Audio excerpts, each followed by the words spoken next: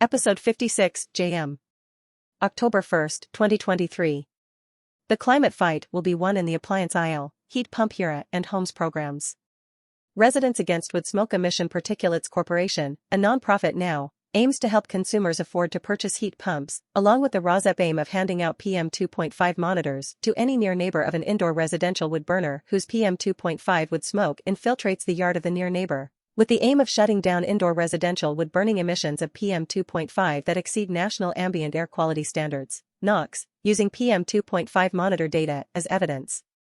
An important fact to consider today. Like other new tax credits in the law, the maximum $2,000 per year in federal tax credits for heat pumps requires Americans to have some federal tax liability in the first place. If you owe nothing on your taxes, then you can't get a tax credit discount, as the law is now written on October 1, 2023, according to the New York Times article, which is the second article in this episode. Article 1, Wisconsin, Milwaukee, $4,000 per year, as an example of one state's HOMES program in January 2023. https://www.jsonline.com/story/news/2023/01/09/Wisconsin has received 150M for homeowners to green their homes /69648205007/excerpts edited by ROSEP for brevity and clarity and relationship to Residents Against Wood Smoke Emission Particulates. $150 million in federal infrastructure rebates can help Wisconsin residents green their homes. Milwaukee Journal-Sentinel. January 9, 2023. Replacing a furnace is one of the most common, costly expenses associated with owning a home, ranging from $4,000 to $20,000, depending on the model. But starting this year, many homeowners will be able to offset some or all of those costs thanks to rebates offered in the Biden administration's Inflation Reduction Act to replace old appliances with more climate change-friendly versions, such as heat pumps. Households that replace their furnaces with a heat pump, for example, would be eligible for rebates. A woman, an Oshkosh resident who took advantage of earlier tax rebates to install solar panels on the home she shares with her husband, said these kinds of incentives make greener upgrades to a home more accessible. The upfront investment is a lot for a lot of people, which is why the measures they took in the bill is good, she said. She is currently a member of the Climate Citizens Lobby, a local chapter that advocates for legislation around climate change. Green Homeowners United is an organization focused on helping homeowners find ways to increase energy efficiency and reduce their climate footprint. Green Homeowners United's co-founder estimated that more than 65,000 homes in the Milwaukee area with furnaces could receive a heat pump 90 to 100% free. What is offered under the Home Rebates Program? The Home Energy Performance-Based Rebate is called the Home Rebates Program. It provides up to $4,000 per household and up to $400,000 to multifamily buildings for energy-efficient retrofits. Article 2, Nationwide, Federal $2,000 per year tax credit for heat pumps, plus HOMES and HEEHRA, discount at checkout. The New York Times. ROSEP View, this New York Times article below has been edited to focus on heat pumps. 1. This article mentions $2,000 tax credits or rebates for heat pump purchases for those wealthy enough to owe at least $2,000 in taxes, and then goes on to discuss the two programs known as HOMES and HEEHRA, which are most beneficial to lower-income people. The IRA introduced a pair of rebate programs meant to help working and middle-class Americans afford to upgrade appliances and other features of their homes. These two programs, known as HOMES and HEEHRA, are important.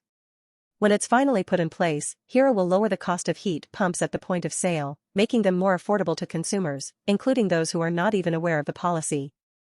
More than perhaps any other programs in the law, these rebates are meant to allow low-income Americans to reduce their monthly energy costs. And because they involve direct cash grants, using the rebates will not require owing any taxes to the federal government. That is huge for retirees and Social Security recipients, many of whom have no earned income and little to no federal tax liability. Regardless of how consumers are reimbursed, the programs are exceedingly, perhaps even fatally, complicated. 2. Some states are also stalling in implementing HOMES and HEEHRA. The reason they have yet to take effect is that although these programs will be overseen by the Department of Energy, DOE, they will be administered separately by each state's energy office. The Department of Energy, DOE, is still finalizing the last few rules that will govern how these programs work.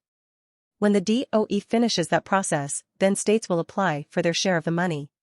Only then, after states receive their funding and set up their programs, will they be able to start disbursing it to their residents.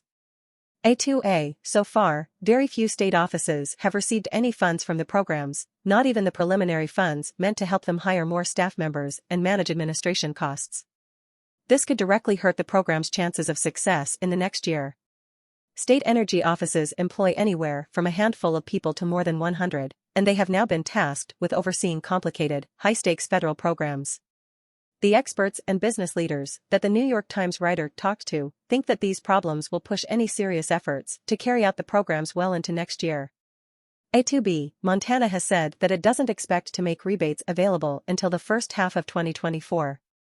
A2C, Georgia's Energy Office recently estimated that rebates would become available by September 30, 2024, at the latest, barely a month before the presidential election.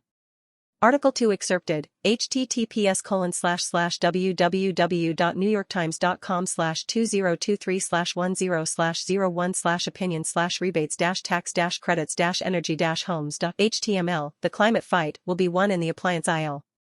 October 1, 2023.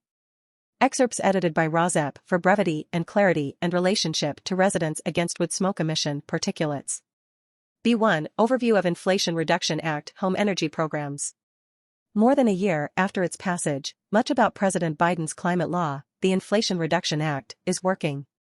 The law is supposed to change how and even where Americans live.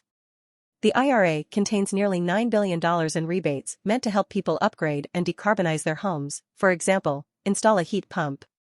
President Biden and Democrats in Congress have hyped the savings on energy that these policies will bring to consumers, that is, after all, the inflation that the law is meant to be reducing. The building sector accounts for about 13% of America's climate pollution, so the success of these programs is essential to the country's decarbonization efforts. These rebate and tax credit programs are some of the law's most visible provisions. These home-focused policies will be the second most visible way Americans get IRA money in their pockets, second to electric vehicle rebates and tax credits. If the home decarbonization programs fail, they could seriously mar the IRA's public image. And right now, they are faltering. The most successful federal programs are simple, straightforward, and easy to use, like the Affordable Care Act. Obamacare was simple, straightforward, and easy to use, but still criticized by Republicans and used as a political football until its success could no longer be denied. These new home upgrade programs, meanwhile, seem likely to be especially persnickety, complicated, and onerous for many Americans. That's because, first, there are a lot of programs in play. B2, although the IRA streamlined some of the most important existing climate tax credits, it included 4 home-focused programs, which are not yet streamlined. B3, 2 of these programs are tax credits meant to give Americans a tax discount when they install a heat pump or another technology that reduces demand for carbon-emitting fossil fuels. Rozep view, this New York Times writer speaks of heat pumps replacing fossil fuel technology, but of course, heat pumps can be more dramatically helpful in reducing carbon emissions when replacing indoor residential wood burners with heat pumps, since wood burning emits more PM2.5 and CO2 than the fossil fuel coal burning, and wood burning emits 450 times the PM2.5 as the fossil fuel natural gas burning. PM2.5, particulates of 2.5 micrometer size, are the perfect size to infiltrate the human lung, setting off a cascade of human health problems and early deaths, as well as hastening climate change itself. The CO2 emitted by wood burning also hastens climate change. Unlike other tax credits in the law, these programs have no income cap, so they can be used by wealthy Americans who can presumably afford to pay upfront to install residential equipment like a water heater. But like other new tax credits in the law, they require Americans to have some federal tax liability in the first place. If you owe nothing on your taxes, then you can't get a discount. These credits are likely to be generous in aggregate, but in some cases, they will be too small to spur a serious change of behavior. Installing a whole home heat pump system, for instance, can cost tens of thousands of dollars, but the IRA's new tax credit will cover only $2,000 of that in one calendar year. B3, retroactive $2,000 tax rebates considered, or retroactive payments for programs other than the $2,000 tax rebate for heat pumps, known as HOMES and HEEHRA, considered. Some states are delaying implementing HOMES and HEEHRA. Democratic lawmakers have called on the Energy Department to consider allowing the rebates to be used retroactively, meaning that someone who bought, say, a heat pump in late 2022 could get free money for it under the law. But that would sharply increase the program's complexity, and it would more quickly deplete the limited funds allocated to the rebates. The programs draw from fixed pools of funding, about $250 million per state, and when that money runs out at the state level, the rebates will lapse in most cases. This is not the only place where the IRA's implementation is mired in confusion. B4. Using more than one program at once. The initial rules of the home energy rebates have left state officials unsure of whether they can use someone's eligibility for other social welfare programs, such as food stamps, to gauge whether they qualify for a rebate. The Energy Department has published guidelines about this, but they are not comprehensive. That may force states to set up expensive processes that will duplicate work that's already been done and make it even more burdensome for people to use these programs. It's also unclear whether households can use several Energy Department programs at once, such as the new homes rebates and the long-standing weatherization assistance program, to reduce the cost of a major project. Unless the Biden administration acts now, these consumer-facing programs could be a big mess by next fall. They will have confusing criteria, work differently in each state, and may require applicants to go through time-sucking paperwork before receiving any funds. B5. The change from these programs will be gradual. The IRA is going to change people's lives. But only eventually. And for the next year, many of the law's benefits for average Americans will remain largely theoretical. B6. How much money has started to flow out to the people? The MIT and Rhodium Tracker says that of the $137 billion in announced clean energy investment, only $37 billion, just 27%, has started to flow. B7. Biden's IRA success in the next year is important. Success of the programs before the 2024 election may influence whether President Biden wins the presidential race in 2024. There is a growing risk that as the presidential election arrives, the law's most world-changing programs to stimulate clean electricity will have yet to show their impact, and its smaller programs will be mired in public operation headaches. The IRA law survival depends on its ability to win a literal popularity contest, the presidential race, next year. B8. Trump's criticism of a clean energy transition. Mr. Trump is already cultivating a hatred of the clean energy transition among voters, and failing consumer-facing rebate programs would be a gift to Trump and other Republicans who agree with Trump. B9. Decarbonization on a large scale later on relies on small-scale decarbonization within the next year. That includes installing heat pumps for residential buildings, leading to decarbonization of that sector in a visible way. The law's home rebate programs will not be large enough to fully decarbonize America's millions of buildings. But if HEEHRA and HOMES home rebate programs are successful, then they will allow the creation of future policy that is large enough to fully decarbonize America's millions of buildings. B10. The IRA is still on track to be a success.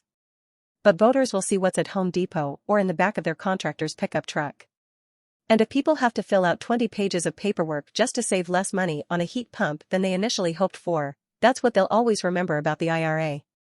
The climate fight might be waged in the streets, but it will be won in the appliance aisle.